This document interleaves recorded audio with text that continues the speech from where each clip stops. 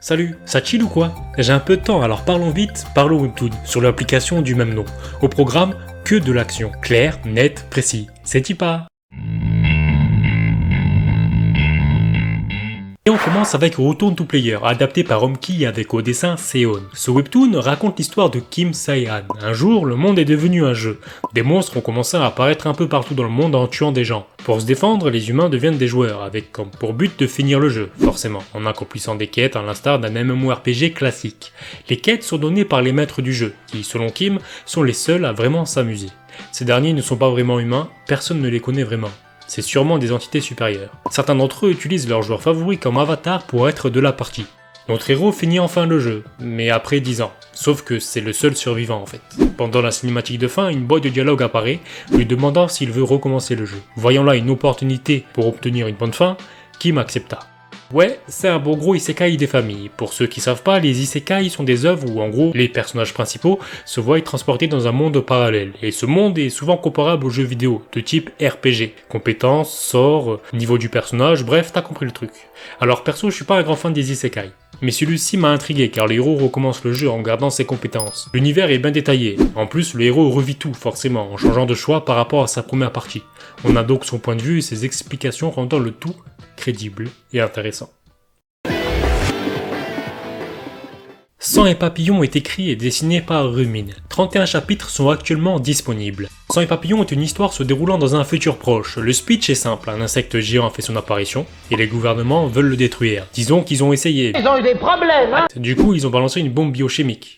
Carrément. Et le pire, c'est que la créature n'en meurt pas, mais est divisée en plusieurs parties.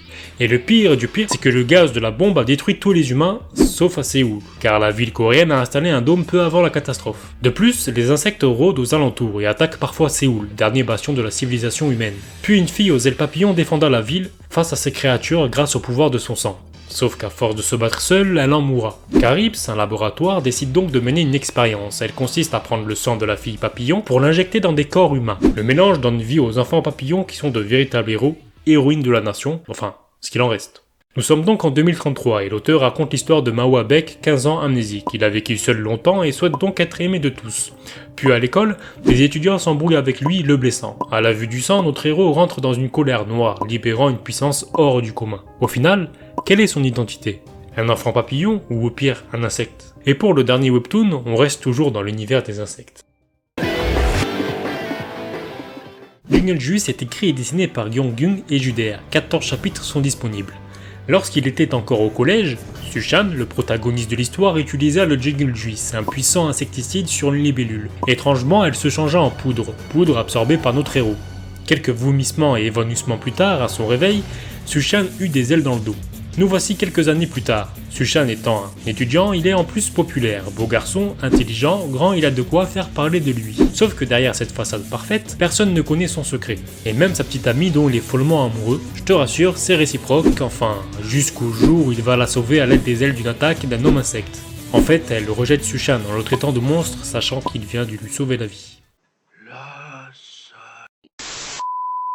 Son anormalité dévoilée aux yeux du monde, notre héros doit vivre loin des hommes. Mais quand tout semble perdu, notre protagoniste tombe sur un monde caché où il est accepté de tous. Ce monde caché, c'est le campus de Nest, un monde rempli de ses semblables. Sushan va donc suivre des cours lui permettant de maîtriser ses ailes, mais pas que. En fait, il devra faire face à un choix, s'accepter tel qu'il est ou se faire retirer ses ailes grâce à un sérum disponible une fois par an, à condition bien sûr de réussir son cursus scolaire. Très vite, notre héros comprend que c'est la jungle et que la loi du plus fort s'applique aussi dans ce monde. De plus, des personnages mal intentionnés visent le campus de Nest. Jungle Juice, c'est un peu ton comics préféré, mais en version coréenne. Et la vidéo se termine ici en espérant qu'elle vous aura plu. Je vous dis à bientôt et surtout, portez-vous bien!